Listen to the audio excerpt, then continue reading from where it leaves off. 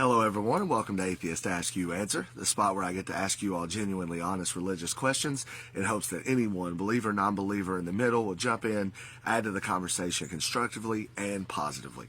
My only rule, I demand civility here, so if you're in the comments discussing this, let people talk about their opinion and their point of view and actually listen to it and discuss it with them instead of trying to win an argument. So today's question is one that was always very, very difficult for me as a believer. And as an atheist, I want you to give you my point of view right now, and I want to see what you all think. If you agree with it, if you disagree with it, this, that, and the other. So this edition is about hell.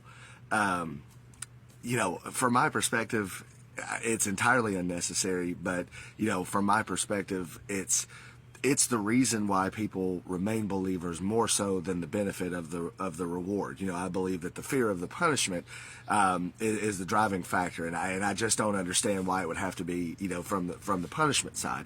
And here's what I mean. So let me give you an analogy. My children disobey me; they don't listen to me.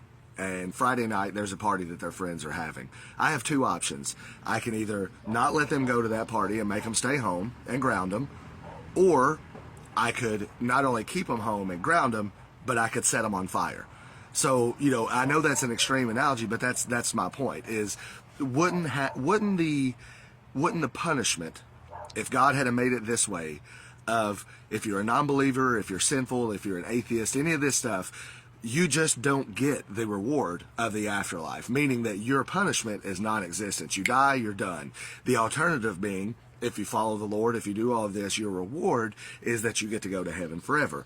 That would be a punishment. That would be a punishment to say, you don't get to be with me, you're going to be non-existent forever. But to take that a step further and say, no, I'm going to keep you around, but I'm going to torture you forever. It just seems like, as a parent, that's an unnecessary punishment. So what are your all's views on hell? Why do you think God made hell? Why do you think that we are sent there? Why do you think that he invented hell to torture people, as opposed to just taking the people that didn't earn heaven and making them non-existent when they die? Why wouldn't that have been sufficient? I'm very eager to know. What's your opinions on hell, my friends? I'm waiting.